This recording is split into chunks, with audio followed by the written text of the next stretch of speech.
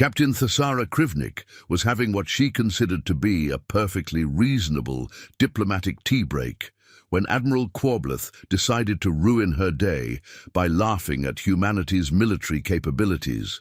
This was, as these things often are in the galaxy, a spectacular mistake. The galactic diplomatic station orbited peacefully around the twin suns of Meridian Prime, its crystalline spires catching the light in ways that made visiting dignitaries feel appropriately impressed with the universe's commitment to architectural grandeur. Inside Conference Room 17, which had been specifically designed to accommodate beings with anywhere from 2 to 47 limbs, the weekly Interspecies Naval Cooperation Committee meeting was proceeding with all the enthusiasm of a particularly boring funeral. Thesara sat quietly in the corner, sipping her Earl Grey from a regulation Earth Navy mug that read, "World's Okayest Captain," in cheerful yellow letters. She wore a simple blue uniform jacket, unremarkable except for the fact that it was slightly too small for her, causing her to keep it unbuttoned. This detail would prove to be monumentally important in approximately 14 minutes and 37 seconds, though none of the assembled delegates had any way of knowing this yet. Admiral Quobleth of the Vraxian Empire was, by all accounts, an impressive specimen of his species.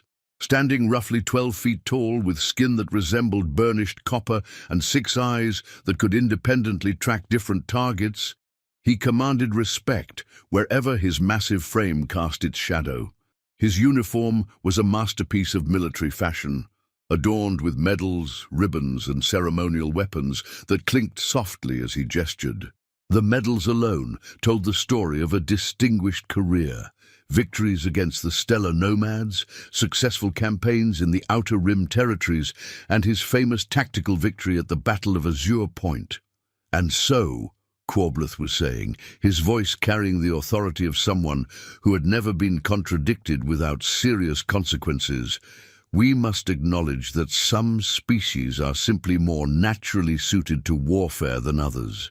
The Drakmori, for instance, have evolved specifically for combat. Their bone density alone makes them nearly indestructible, and their natural armor plating can deflect energy weapons that would vaporize most other species." A murmur of agreement rippled through the assembled delegates. The Drakmori representative, a creature that looked like someone had crossed a rhinoceros with a very angry filing cabinet, nodded approvingly. His name was War Chief Thumpercrack, and he had personally conquered 17 different worlds, using nothing but his natural weapons and an almost supernatural ability to intimidate his enemies into submission. "The Zephyrians," Quobleth continued, gesturing toward a graceful being who resembled a cross between a swan and a very elegant chandelier, "possess telepathic coordination that allows for flawless fleet maneuvers. They can literally think their ships into perfect formation, sharing tactical information instantaneously across vast distances." The Zephyrian delegate, whose name was something that translated roughly to "harmonious wind that brings victory through perfect understanding," chimed softly in acknowledgement. Her species had never lost a space battle, primarily because they fought as a single, coordinated organism rather than as individual ships. "The crystalline collective," Quobleth added, "can literally reshape matter at the molecular level during battle. They can turn asteroids into weapons, repair damage instantly, and even transmute enemy projectiles into harmless vapor." More nods, more impressed murmurs. The representative of the crystalline collective, a being that appeared to be made entirely of living diamond and went by the designation "primary facet of infinite geometric possibilities," vibrated softly in what passed for agreement among his people. And then Quobleth's voice took on a tone of barely contained amusement. "We have the humans." The room fell silent, except for the gentle hum of the life support systems and the soft slurping sound of Thesara drinking her tea. Several delegates shifted uncomfortably, though whether this was due to embarrassment for the humans or anticipation of what Quobleth was about to say was unclear. The humans, Quableth repeated, his 6 eyes now focused on various points around the room, as if he were sharing a particularly good joke, with their soft skin, their single hearts, their laughably primitive technology. They build ships out of metal, ladies and gentlemen. Metal, as if we were still in the Stone Age. A few delegates began to chuckle. The Vraxian Admiral was known for his wit, after all, and his observations about primitive species were often quite entertaining. Why, I heard that their entire fleet consists of barely 300 vessels. 300! My personal escort contains more firepower than their entire navy. Quableth's voice rose with genuine mirth. Honestly, I'm not sure why they were even invited to these meetings. Perhaps as a reminder of how far we've all come. Or maybe as some sort of charity case. The laughter was spreading now, rippling through the room like a wave of superior alien amusement. Even the crystalline collective, who communicated primarily through harmonic vibrations, was producing what could only be described as the sound of wind chimes having a good giggle. Ambassador Plutarch of the tentacled hegemony, a being who resembled a purple octopus that had gone to finishing school, joined in with his own observation. I heard that human weapons are still powered by chemical explosives. Chemical explosives? In the age of quantum disruptors and reality-shearing weaponry. This prompted even more laughter. War Chief Thumpercrack added his own commentary in a voice that sounded like gravel being processed in a cement mixer. Their ships cannot even achieve proper faster-than-light speeds without those ridiculous tunnel jumps.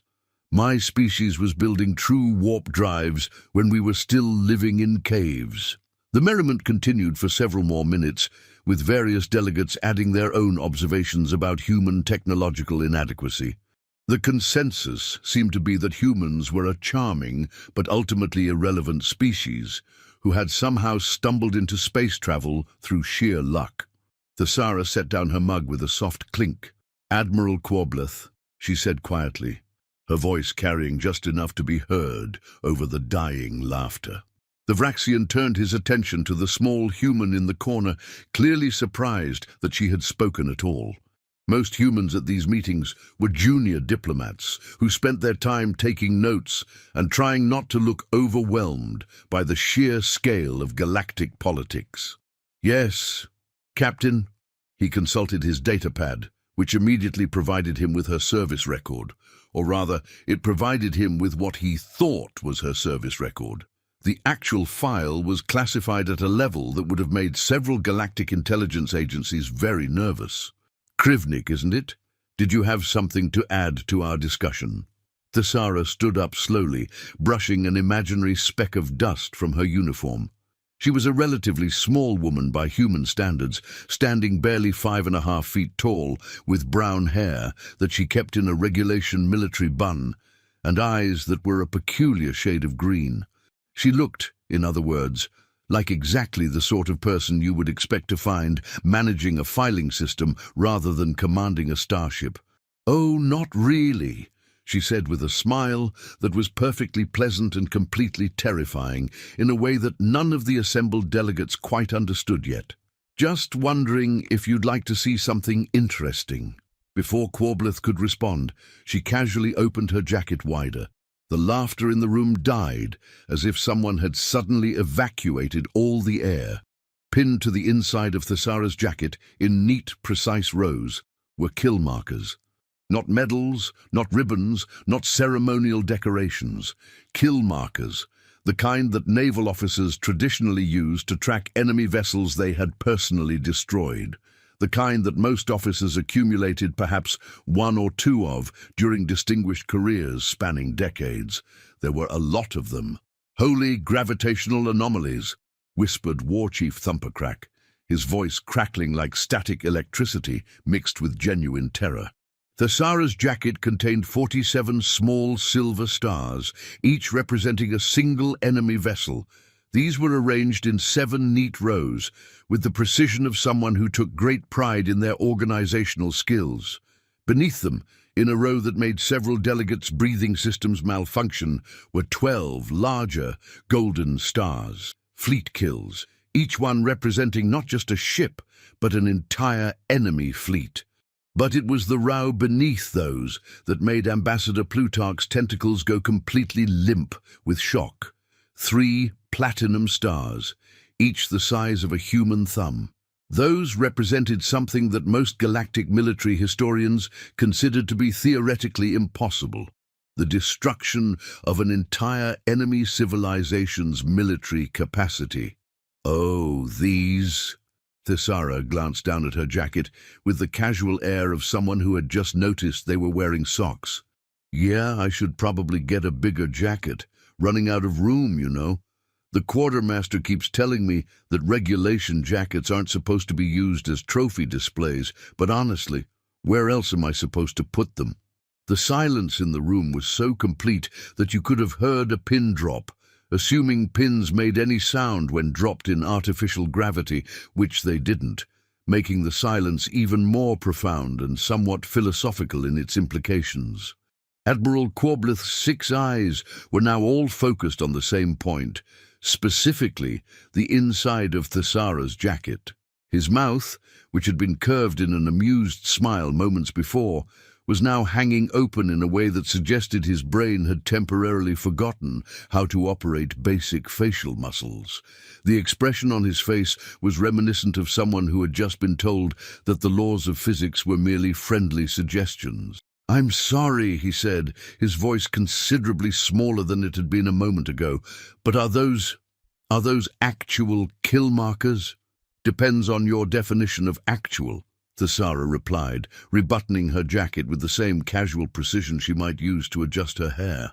"If you mean representing real enemy vessels that I personally sent to whatever passes for heaven in their respective belief systems, then yes, absolutely.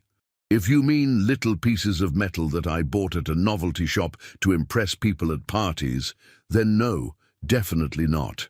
The Zephyrian delegate, whose name was far too complex for most beings to pronounce, began making the high-pitched keening noise that her species produced when experiencing extreme psychological distress. It was a sound not unlike a smoke detector having an existential crisis.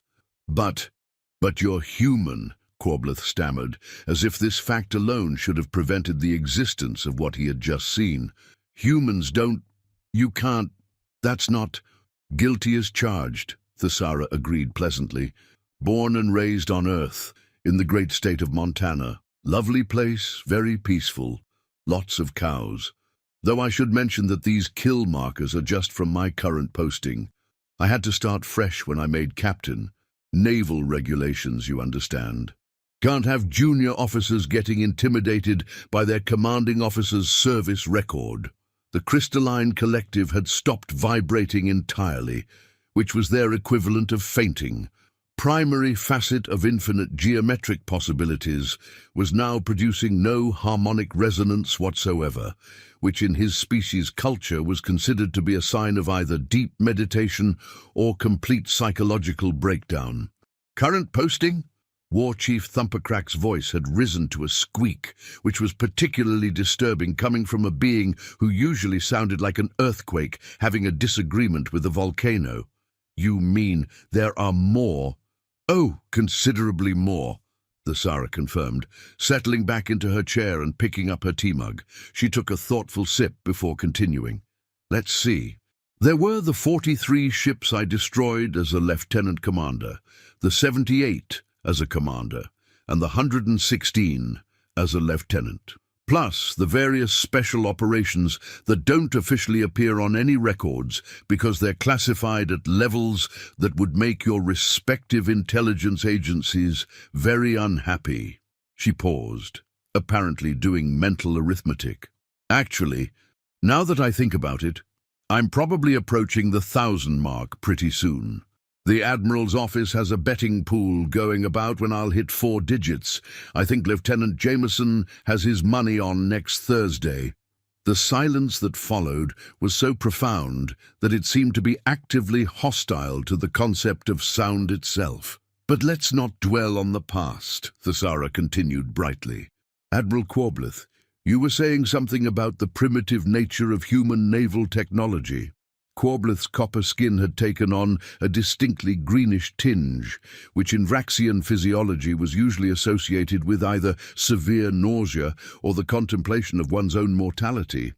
I think there may have been some sort of misunderstanding. No misunderstanding at all, Thesara said, with the sort of cheerful enthusiasm usually reserved for discussing weekend hobbies. You're absolutely correct. We do build our ships out of metal, mostly steel actually, with some titanium reinforcement in the critical areas and a few ceramic composites where we need heat resistance. Terribly primitive stuff, really. She took another sip of her tea, apparently savoring both the beverage and the moment. Of course, there are advantages to primitive technology. For instance, when your enemy's weapons are designed to disrupt sophisticated energy matrices and quantum-entangled targeting systems, they tend to have a bit of trouble with something as simple as a big metal tube full of very angry humans and enough nuclear explosives to sterilize a small moon. The room was now so quiet that the life support systems seemed to be holding their breath out of respect for the profound nature of what was being discussed. The hegemony of Corvash learned this the hard way, Thesara continued conversationally. Lovely species, the Corvashians, 8 feet tall, natural armor, plating that could stop plasma bolts, weapons that could slice through diamond like it was warm butter.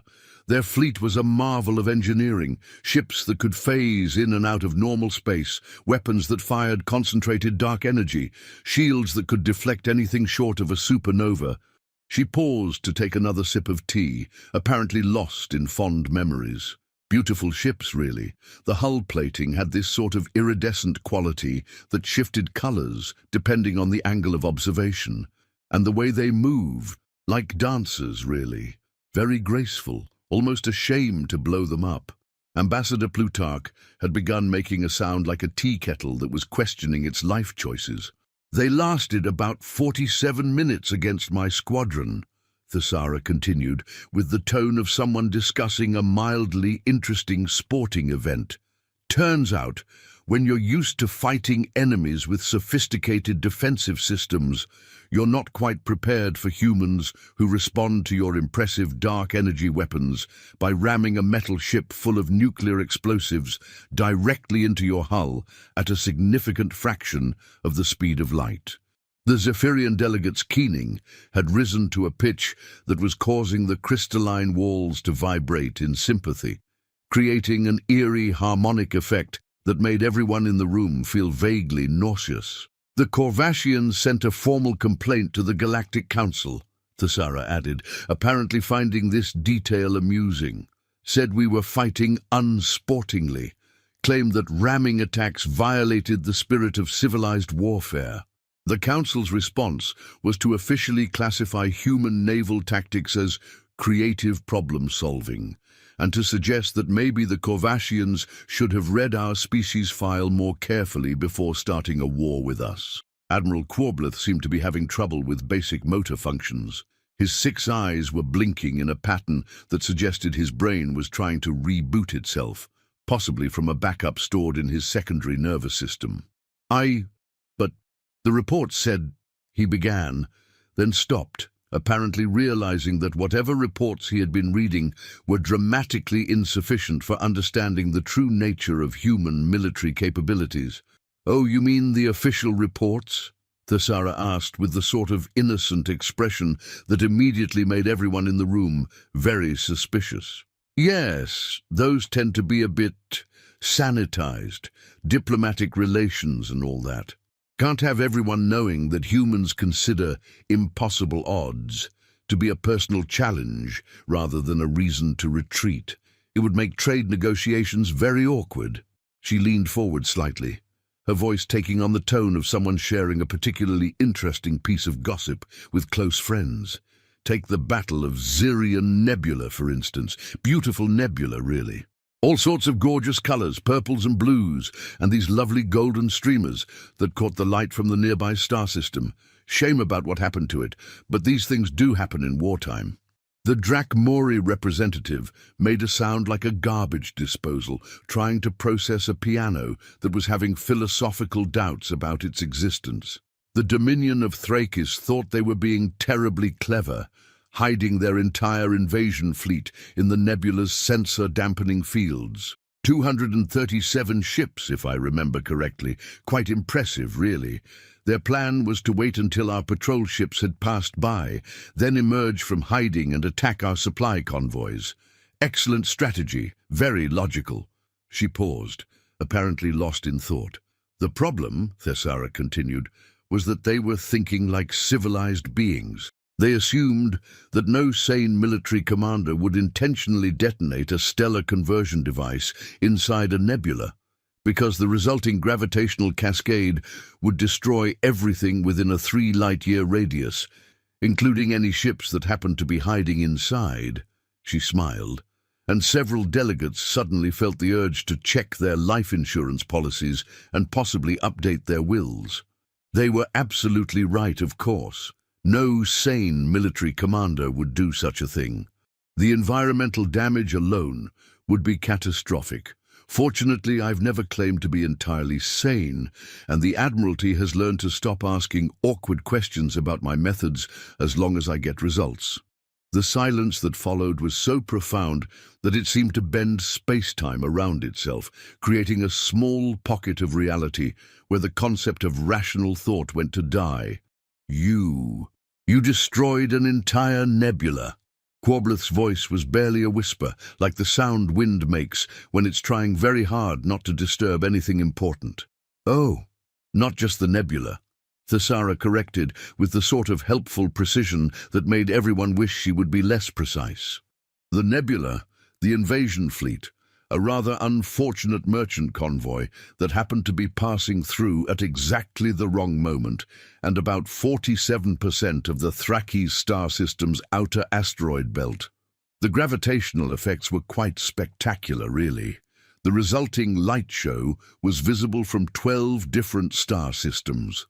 The crystalline collective had begun producing a low, mournful harmonic that sounded like a funeral dirge for the concept of rational military strategy. We sent a very nice apology letter to the Merchant Guild, Thessara added thoughtfully. With flowers, Admiral Patricia always says that flowers make everything better, and she's usually right about these things. The Guild was quite understanding, actually. They filed for compensation through the standard wartime damages procedures and sent us a thank you note for eliminating their Thrakis shipping competition. Ambassador Plutarch was now staring at Thessara with the expression of someone who had just realized they were sharing a room with a natural disaster that had somehow learned to make small talk. The Dominion of Thrakis, Thessara continued, filed a war crimes complaint with the Galactic Council, claimed that destroying stellar phenomena during wartime violated 17 different interstellar treaties. The Council reviewed the case for about 6 months, very thorough, those Council investigators, and concluded that since there's no specific law against destroying stellar phenomena during wartime, it was technically legal. She took another sip of her tea, apparently considering the philosophical implications of galactic law. They did ask us to give 48 hours notice before doing it again, though. Professional courtesy and all that. Something about giving civilian traffic time to clear the area. Very reasonable, really. Admiral Quobleth's hands were trembling slightly as he reached for his own beverage, a complex Vraxian stimulant that was supposed to enhance cognitive function and promote clear thinking. He took a large gulp and immediately began coughing, apparently having forgotten that the beverage was considerably stronger than he was used to. "I think," he said when he had recovered his voice and some measure of his composure, "that there may have been some significant gaps in our intelligence regarding human military capabilities." "Oh, there usually are," Thessara agreed cheerfully, as if this were the most natural thing in the world. Most species assume that because we're not naturally armored, telepathic, or capable of manipulating matter at the atomic level, we must be militarily inferior. It's a perfectly logical conclusion, really. A reasonable being would look at human physiology and assume that we're not cut out for warfare. She finished her tea and set the mug down with finality, the small clink echoing in the silent room like a judge's gavel. What they tend to overlook is that being physically disadvantaged tends to make a species really good at finding creative solutions to problems. When you can't win through superior firepower or advanced technology, you learn to win through superior audacity and a complete disregard for conventional military wisdom.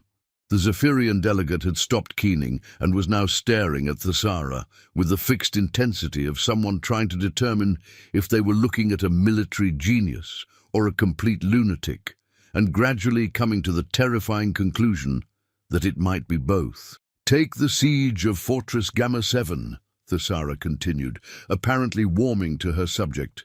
The hegemony of Corvash had built this massive orbital fortress 10 miles across, shields that could deflect a planet-killer weapon, enough firepower to sterilize a solar system. They were using it as a staging ground for their invasion of the Tau Ceti system." She paused, apparently lost in thought as she recalled the details. Beautiful piece of engineering, really. The Corvashians had spent 3 centuries perfecting the design. It was supposed to be absolutely impregnable. That was actually the advertising slogan they used when they were trying to sell the design to other species. Fortress Gamma 7, absolutely impregnable. They even had it embroidered on the uniforms. Admiral Quobleth was now leaning forward despite himself, caught between horror and fascination, like someone watching a traffic accident involving several star destroyers and a small planet. "The defensive systems alone were a work of art," Thesara continued. "Automated turrets that could track 1,000,000 separate targets simultaneously, energy barriers that could stop anything short of a black hole, point defense networks that could intercept individual photons if necessary, and a garrison of 50,000 elite warriors who had been trained from birth to defend the fortress." She stood up and began pacing slightly, her hands clasped behind her back in the universal pose of someone explaining something that made perfect sense to them, but might require some effort for others to understand. The Corvashians were quite proud of it, really. They invited military observers from dozens of species to tour the facility. There were academic papers written about its defensive capabilities. One Quantum University professor called it the most perfect example of military engineering in the known galaxy. War Chief Thumpercrack was making a sound like a cement mixer trying to process its own feelings. How did you—" he began, then apparently decided that he wasn't sure he wanted to know the answer. "Oh, we didn't attack it," Thesara said brightly, as if this should have been obvious. "That would have been silly. You don't attack an impregnable fortress.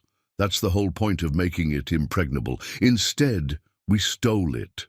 The silence that followed was so complete that it seemed to have its own gravitational field, drawing in nearby concepts like rational thought and basic understanding of reality, and crushing them into a singularity of pure confusion.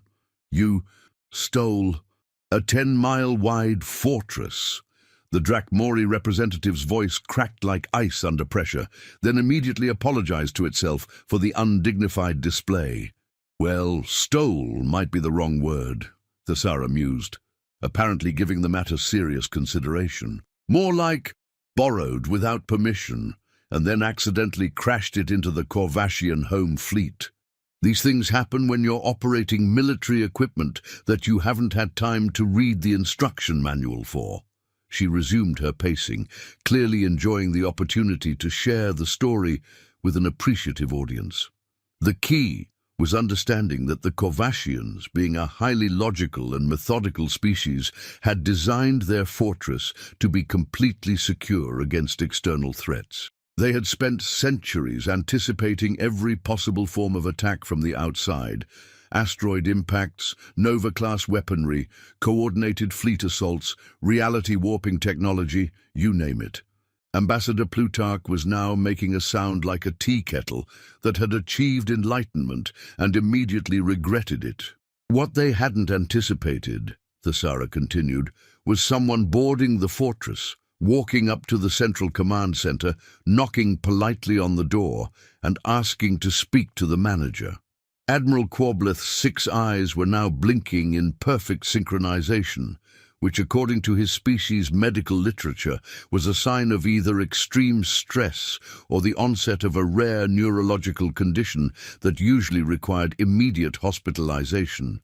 "You walked up to the command center?" "Well, first, we had to get past the 50,000 elite warriors," Thesara admitted, with the sort of casual tone usually reserved for discussing minor inconveniences like traffic delays or unexpected rain. "That took about 3 hours, which was actually longer than we had anticipated. Those Corvassian warriors really were quite good, very professional, excellent training, top-notch equipment."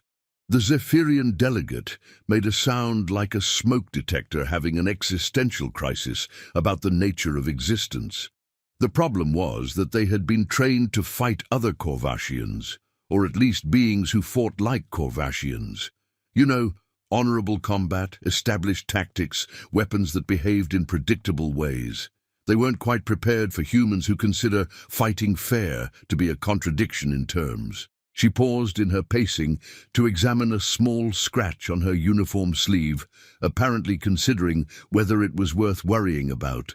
"After we had dealt with the garrison, we had to figure out how to operate Corvassian technology, which was actually the hard part. Have you ever tried to read an instruction manual that was written by beings who communicate primarily through changes in electromagnetic field polarity? It's surprisingly complex, especially when you're trying to do it while the fortress's security systems are attempting to sterilize you with concentrated antimatter." The crystalline collective had begun producing harmonics that sounded like a choir of angels having a nervous breakdown. "But once we got the hang of it," Thesara continued, "the rest was straightforward. We simply programmed the fortress to fly itself into the middle of the Corvassian home fleet, and then activated the self-destruct sequence. Very efficient. The explosion was visible from 14 light-years away and temporarily disrupted hyperspace traffic throughout the sector." She sat back down and picked up her empty mug, examining it with the air of someone who was mildly disappointed that it didn't contain more tea. "The Corvassians filed another complaint, of course, said we had violated the Geneva Convention. The Council pointed out that the Geneva Convention was a human document and therefore didn't apply to alien fortresses. The Corvassians then tried to invoke the Galactic Treaty on Acceptable Warfare, but it turns out there's no specific clause prohibiting the theft of enemy installations." Admiral Quobleth was now staring at Thesara with the expression of someone who had just realized they were sharing a room with a natural disaster disguised as a person who made excellent tea. "The Council," Thesara added, "did suggest that in the future we should try to return any stolen enemy installations in roughly the same condition we found them. We pointed out that this would be difficult, given that we had just converted them into rapidly expanding clouds of superheated plasma, but we promised to keep it in mind for future reference. The room had taken on the quality of a morgue, if morgues were filled with living beings who were seriously reconsidering their life choices and wondering if it was too late to pursue careers in accounting or flower arrangement. "Admiral Quobleth," Thesara said, turning to face the Vraxian directly with the sort of pleasant smile that made everyone in the room want to hide under their respective furniture. "You mentioned earlier that your personal escort contains more firepower than our entire fleet.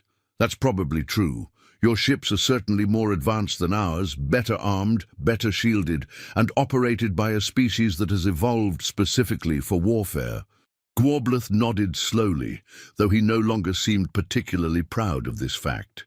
In fact, he was beginning to wonder if superior firepower was really as important as he had previously believed. "The thing is," Thesara continued with the patient tone of someone explaining basic mathematics to a small child, "firepower isn't everything. The Corvassians had more firepower than us too. So did the Dominion of Thrakis. So did the crystalline hegemony. The Void Walkers, the eternal empire of Zefkorth, and the transcendent machines of Proxima Beta. She paused, letting this sink in while various delegates contemplated the implications of her casual mention of species that had been galactic superpowers. They all had better ships, better weapons, better technology, and considerably more experience with interstellar warfare. And they're all now footnotes in military history textbooks, usually in chapters titled What Not to Do When Fighting Humans, or The Importance of Reading Species Files Before Declaring War. The crystalline collective had begun producing a sound like wind chimes being slowly crushed by a steamroller that was questioning its career choices. The problem, Thesara explained, standing up again to resume her pacing, is that most species approach warfare like it's a chess game. They make logical moves, they follow established strategies, they fight according to accepted rules and conventions. This works perfectly well when you're fighting other logical, rule-following species who can be expected to behave in predictable ways. She paused at the room's large viewport, gazing out at the twin suns of Meridian Prime with the expression of someone contemplating the fundamental nature of existence, or possibly just wondering what was for lunch. Humans, on the other hand, approach warfare like it's a game of Calvin Ball, where the rules are made up as we go along and the only objective is to win by any means necessary. This tends to confuse our enemies, who keep expecting us to do the logical thing instead of something completely insane that somehow works anyway. Admiral Quobleth was now gripping his chair so tightly that his knuckles had turned white, or at least whatever color Vraxian knuckles turned when their owners were experiencing extreme stress and a profound reconsideration of their understanding of reality. The Battle of Proxima Station is a perfect example, Thesara continued, apparently settling into a comfortable storytelling rhythm. The Void Walkers had surrounded the station with their entire fleet, 600 ships, all equipped with phase-shift weaponry that could ignore conventional shielding and reality distortion fields that made targeting them nearly impossible. She paused to check her watch, a simple mechanical device that looked laughably primitive compared to the quantum chronometers worn by the other delegates, but somehow managed to convey an air of quiet competence. The Void Walkers were quite proud of their technology. They had spent millennia perfecting the art of existing partially outside normal space-time, which made them effectively invulnerable to conventional weapons. Their ships could phase in and out of reality at will, strike without warning, and disappear before their enemies could respond. War Chief Thumpercrack was now making a sound like a cement mixer, having a nervous breakdown while contemplating the meaninglessness of existence. They demanded our surrender, pointing out quite reasonably that resistance was futile and that they had us outnumbered 10-1.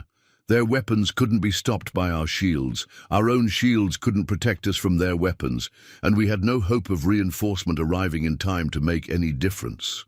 The room was now so quiet that you could hear individual molecules moving around, possibly looking for somewhere else to be.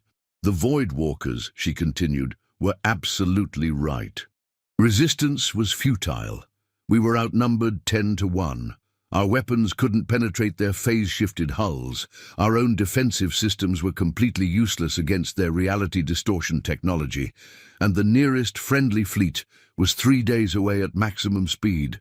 The Drakmori representative was now making a sound like a cement mixer, having a nervous breakdown, while simultaneously questioning the basic assumptions underlying rational thought. "So we surrendered," Thesara said brightly, as if this were the most natural thing in the world. The room seemed to exhale collectively, various delegates feeling a moment of relief that at least this story would end with something resembling sanity.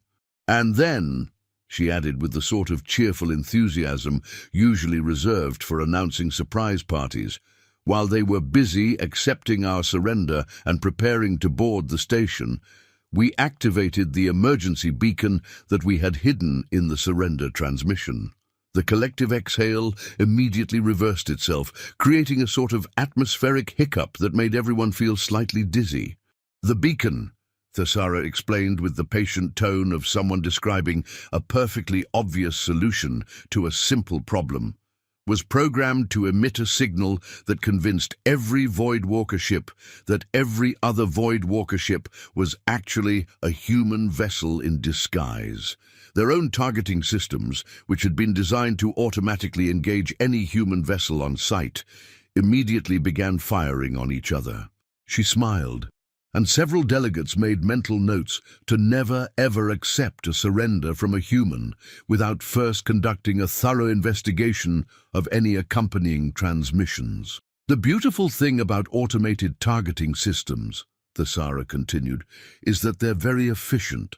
They don't waste time with things like independent verification or double-checking sensor readings or asking questions before shooting. They just see a target that matches their parameters and immediately open fire with everything they have. Ambassador Plutarch was now staring at Thesara with the expression of someone who had just realized that the universe was far more terrifying than he had previously imagined, and that the most terrifying thing in it was currently explaining military tactics with the enthusiasm of someone discussing their favorite hobby. The Voidwalkers spent the next 4 hours shooting their own fleet to pieces while we sat safely inside the station, drinking coffee and taking bets on which ship would explode next. Lieutenant Morrison won the pool. She had correctly predicted that the flagship would be the last to realize what was happening and would therefore survive longest before being destroyed by its own escorts. Admiral Quobleth's 6 eyes were now all focused on different points in space, as if they were trying to flee from his head and find somewhere less psychologically damaging to exist. By the time they figured out what was happening, Thesara continued, they had destroyed 80% of their own fleet. The remaining ships were so damaged and demoralized that they sent us a formal apology for disturbing our afternoon and asked if they could possibly surrender to us instead. She paused, apparently savoring the memory. We accepted their surrender, of course, professional courtesy and all that. And then we sent them home with a message for their high command explaining that if they ever bothered us again, we would do something really creative, something that would make the fake surrender beacon look like amateur hour.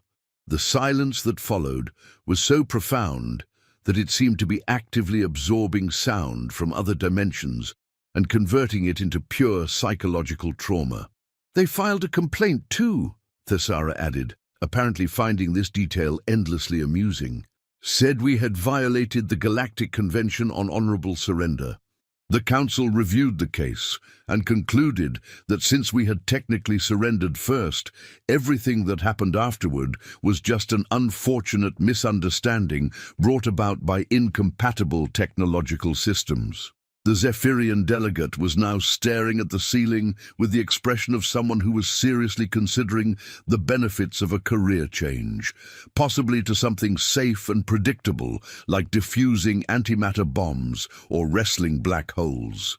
The Council, Thesara continued, did suggest that in the future we should try to make our surrender transmissions less explosive. We pointed out that this would take all the fun out of surrendering, but we promised to consider it for diplomatic purposes. Admiral Quobleth finally managed to speak, though his voice sounded like it was coming from a great distance, possibly from another dimension where things made more sense. Captain Krivnik, he said slowly, as if each word required considerable effort to produce, I believe I may have made a serious error in judgment. Oh, I wouldn't worry about it, Thesara replied cheerfully, waving her hand in a dismissive gesture that somehow managed to be both reassuring and vaguely threatening at the same time. Happens all the time. Just last week, the Eternal Empire of Zephkorth made the same mistake. They sent a delegation to Earth, demanding that we surrender our entire fleet to them as tribute. She paused, apparently savoring the memory with the expression of someone recalling a particularly entertaining comedy show. The delegation arrived during Fleet Week, which was either the worst possible timing or the best possible timing, depending on your perspective. They landed their ceremonial barge right in the middle of San Francisco Bay, surrounded by about 300 human warships that were participating in the annual naval review, and demanded to speak to whoever was in charge of our pathetic excuse for a navy. The crystalline collective had begun producing a sound like a choir of angels having a panic attack while simultaneously questioning the fundamental nature of reality. The admiral in charge of the ceremony, Thesara continued, was Admiral Patricia Stormwind. Lovely woman. Grandmother of 6, makes the best chocolate chip cookies in the Sol system, grows prize-winning roses in her spare time, and has personally sent more enemy fleets to their respective afterlives than any other human in recorded history.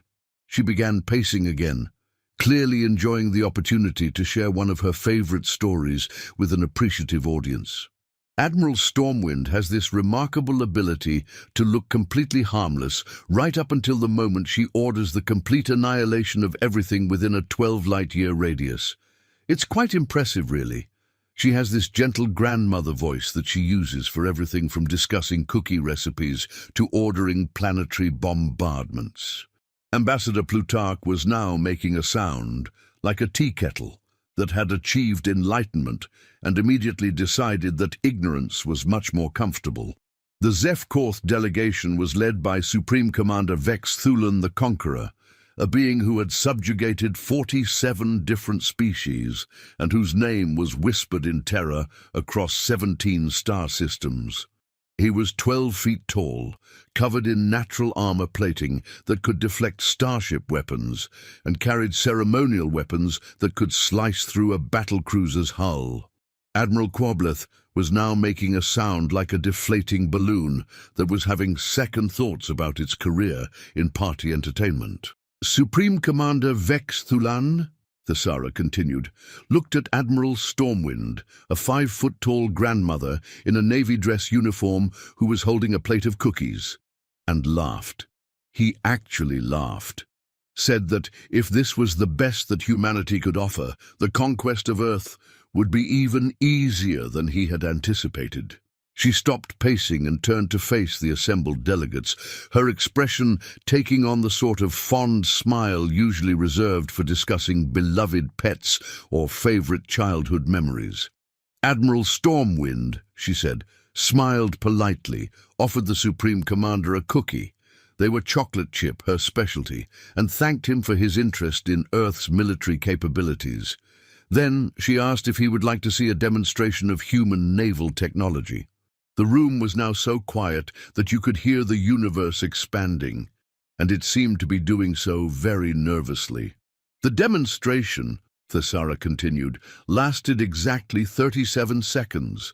By the time it was over, the entire Zefkorth fleet, 243 ships representing the combined military might of an empire that had conquered half a galaxy, had been reduced to rapidly expanding clouds of superheated plasma that were already beginning to form interesting nebula patterns.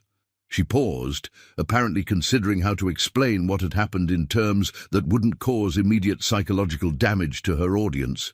The eternal empire of Zefkorth, she said finally, had made the same mistake that most species make when dealing with humans. They assumed that because our technology looks primitive, it must be less effective than their own. What they didn't realize is that human military technology is designed with one primary goal in mind: killing things as efficiently and spectacularly as possible. The Drakmori representative was now staring at Thesara with the expression of someone who had just realized they were in the presence of a force of nature that had learned to make small talk and serve tea. Zefkorth weapons, Thesara explained, were designed to be elegant, efficient, and precise. They could slice through armor plating with surgical precision, disable enemy ships without destroying them, and were powered by clean, renewable energy sources that had minimal environmental impact. She smiled, and several delegates began to sweat, despite the perfectly controlled environmental systems and the fact that some of them didn't actually have sweat glands. Human weapons, she continued with the sort of enthusiasm usually reserved for discussing favorite hobbies, are designed to turn enemy ships into constituent atoms as quickly and violently as possible. We don't care about elegance or efficiency or environmental impact. We care about making sure that when we shoot at something, it stops existing in any meaningful sense of the word.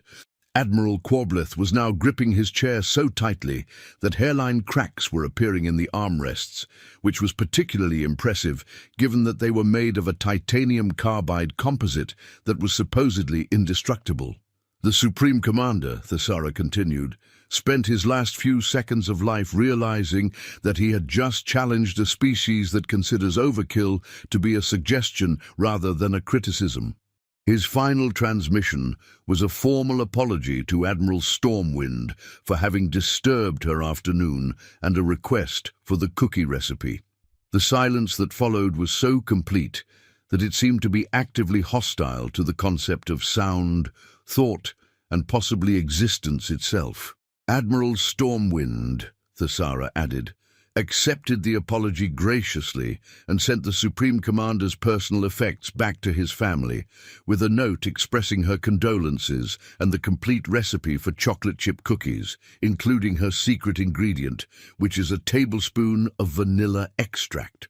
The Zephyrian delegate had begun making a sound like a broken smoke detector that was having an existential crisis about the nature of its purpose in the universe. The Eternal Empire of Zefkorth, Thesara continued, filed a formal complaint with the Galactic Council claiming that humanity had violated the Convention on Proportional Response. The Council reviewed the case for several months and concluded that since the Zefkorth delegation had technically declared war on humanity first, Admiral Stormwind's response was completely justified under galactic law. She sat back down and looked around the room with the expression of someone who had just finished explaining something perfectly obvious and was wondering why everyone looked so confused. The Council, she added, did suggest that in the future we should try to give enemy delegates more than 37 seconds to reconsider their position. We pointed out that 37 seconds was actually quite generous, considering that our standard response time is usually measured in microseconds, but we agreed to consider extending it to a full minute for diplomatic purposes. Admiral Quobleth's 6 eyes were now all staring at the same point on the table, as if he were trying to bore a hole through it with the power of his gaze and escape to a dimension where military conflicts made sense. "Captain Krivnik," he said very quietly, his voice barely above a whisper, "I believe I owe you an apology." "Oh, not at all," Thesara replied brightly, waving her hand in a gesture that was probably meant to be reassuring, but somehow managed to be vaguely ominous. "Perfectly understandable mistake. Most species make the same assumption when they first encounter humans. We're used to it by now." She stood up and began collecting her things, including her mug and a small data pad that she had apparently been reading before the meeting began. The data pad, several delegates noticed with growing alarm, appeared to be displaying what looked like tactical readouts and fleet deployment schedules. "The thing is," she continued conversationally, as if she were discussing the weather or recent sports scores, "humans have been fighting each other for thousands of years. We've gotten quite good at it. When we finally made it to space and discovered that the galaxy was full of other species, we were absolutely delighted to find new opponents to test our skills against." The crystalline collective had begun producing a sound like a xylophone being fed through a wood chipper that was questioning its life choices. "Most species," Thesara explained, "develop space travel and then spend their time exploring, trading, and building peaceful civilizations. They use their newfound abilities to advance science, improve quality of life, and foster understanding between different cultures." She paused to put on her jacket, carefully buttoning it so that the kill markers were once again hidden from view, though everyone in the room was now acutely aware of what lay beneath the innocent-looking blue fabric. "Humans," she continued, "developed space travel and immediately began figuring out how to use it for military purposes. The first thing we did after achieving faster-than-light travel was start a war with ourselves to test out the new technology. Admiral Quobleth was now staring at Thesara with the expression of someone who had just realized they were in the presence of a species that treated warfare as a recreational activity and had somehow managed to become very, very good at it. The first human space battle, she continued, took place less than 6 months after we achieved faster-than-light travel. It was fought between two human factions who were arguing about mining rights in the asteroid belt. The battle lasted 14 hours and ended with both sides completely destroying each other in a spectacular display of mutual annihilation. She picked up her datapad and checked the time, apparently satisfied with whatever she saw there. The interesting thing, Thesara continued, was that both sides considered it a successful engagement. They had gotten to test their new weapons, try out some innovative tactics, gather valuable combat data, and had generally enjoyed themselves right up until the moment they were vaporized.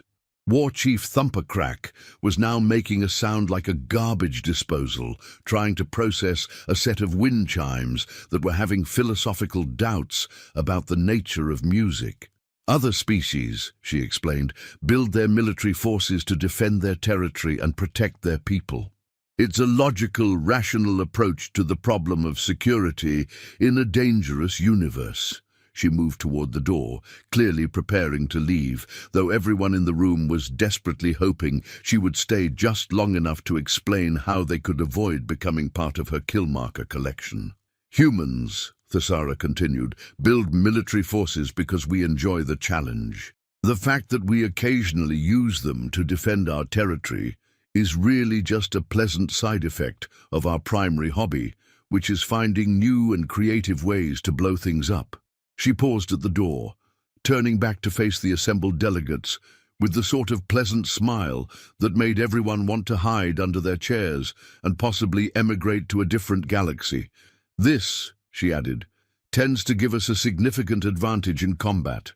When you're fighting someone who considers warfare to be a fun, recreational activity, you're at a serious disadvantage if you're trying to fight logically and rationally. Ambassador Plutarch had begun making a sound like a tea kettle that had achieved enlightenment, rejected it as too stressful, and decided to pursue a career in meditation instead. Admiral Quobleth, she said, addressing the still stunned Vraxian directly, I hope this has been educational. Please feel free to contact me if you have any other questions about human military capabilities. I'm always happy to discuss the subject with interested colleagues. She paused, apparently considering whether to add anything else. Oh, and Admiral, she added with the sort of helpful tone usually reserved for giving directions or suggesting restaurants. Next time you're planning to mock someone's military record, you might want to check their service file first.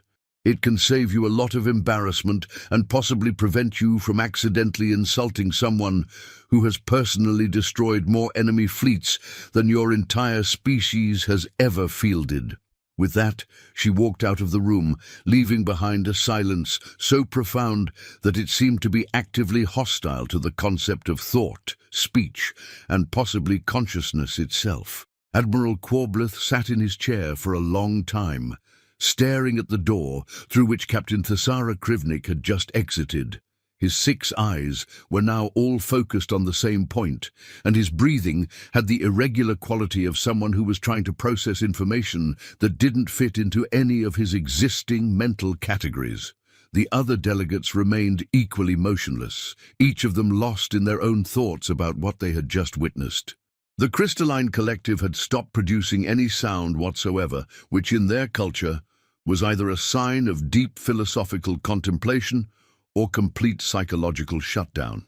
Finally, Admiral Quobleth turned to his aide, a young Vraxian officer who had been taking notes throughout the meeting and was now staring at his datapad with the expression of someone who wasn't sure if he should file what he had just witnessed under diplomatic proceedings or existential horror. Lieutenant Vex Kalar, Quobleth said quietly, his voice barely above a whisper. Yes, sir, the lieutenant replied, his stylus poised over his datapad with the sort of mechanical precision that suggested his conscious mind had temporarily vacated the premises. "I want you to send a message to High Command immediately," Quableth continued, his voice taking on the tone of someone who was very carefully choosing his words. "Yes, sir." "What should the message say?"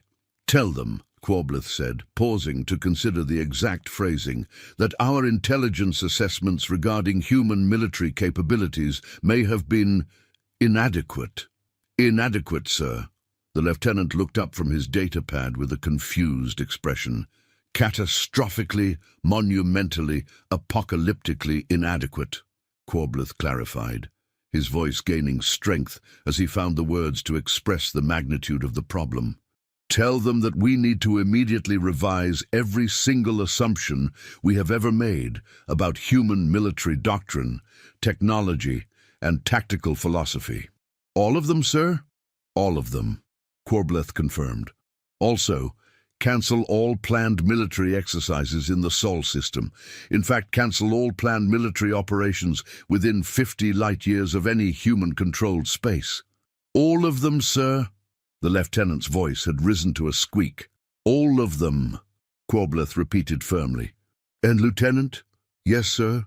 "Send a formal apology to the human delegation, with flowers, very expensive flowers, the kind that say, 'We are deeply sorry for our profound ignorance and would very much like to avoid being turned into constituent atoms.'" The lieutenant looked up from his datapad with a confused expression that suggested he wasn't entirely sure how to categorize this type of diplomatic correspondence. "Flowers, sir? What kind of flowers?" "I don't care," Quableth replied, his voice taking on a slightly hysterical edge. "Whatever kind humans like. Ask the cultural attaché. Better yet, ask Captain Krivnik directly. I'm sure she'll have suggestions." As the various delegates began to file out of the conference room, each of them carrying the stunned expression of someone who had just discovered that their fundamental assumptions about the universe were completely wrong, Admiral Quableth remained seated, staring at the empty doorway. War Chief Thumpercrack paused on his way out, his massive frame casting a shadow across Quableth's chair. "Admiral," he said, his voice uncharacteristically subdued, "I believe we may need to reconsider our entire approach to interspecies relations." "Yes," Quableth replied without looking up, "I believe we may." Ambassador Plutarch slithered past, his tentacles moving with the careful precision of someone who was trying very hard not to attract attention. "Admiral," he whispered, "do you think she was telling the truth about the kill markers?" Quableth finally looked up, his 6 eyes focusing on the ambassador with the sort of grim certainty that comes from having one's worldview completely shattered and rebuilt in the space of an hour. "Ambassador," he said quietly, "I have the terrible feeling that she was being modest." As the last of the delegates filed out, leaving Admiral Quableth alone with his aide and his rapidly expanding understanding of just how dangerous the universe really was, he began to understand why the Galactic Council had been so insistent on including humans in these diplomatic meetings. It wasn't because they wanted to be inclusive, or because they felt sorry for a primitive species that was still learning to navigate galactic politics. It was because they were absolutely terrified of what might happen if they didn't. The universe, Admiral Quableth realized, was a much more dangerous place than he had previously imagined, and the most dangerous thing in it was currently walking down the corridor outside, whistling a cheerful tune that sounded suspiciously like an old Earth song about the futility of war, and thinking about where to get a decent cup of tea and possibly a sandwich. Somewhere in the depths of space, the remnants of 47 different enemy fleets drifted silently through the void, their atoms scattered across light-years of empty space, serving as a monument to the galaxy's most important lesson. Never, ever underestimate a species that considers impossible odds to be a personal invitation to get creative. But more importantly, Never underestimate a species that has learned to package unthinkable destructive capability in the form of a pleasant woman who drinks tea and makes small talk about the weather while casually discussing the annihilation of entire civilizations. In the grand tapestry of galactic history, this would come to be known as the day the universe learned to take humans seriously. And somewhere in the diplomatic quarters of the station, Captain Thasara Krivnik was putting the kettle on for another cup of tea, completely unaware that she had just single-handedly prevented approximately 17 different interstellar wars and earned humanity a reputation that would echo through the corridors of power for generations to come. After all, there was nothing quite like a good cup of Earl Grey to wash down the taste of existential terror.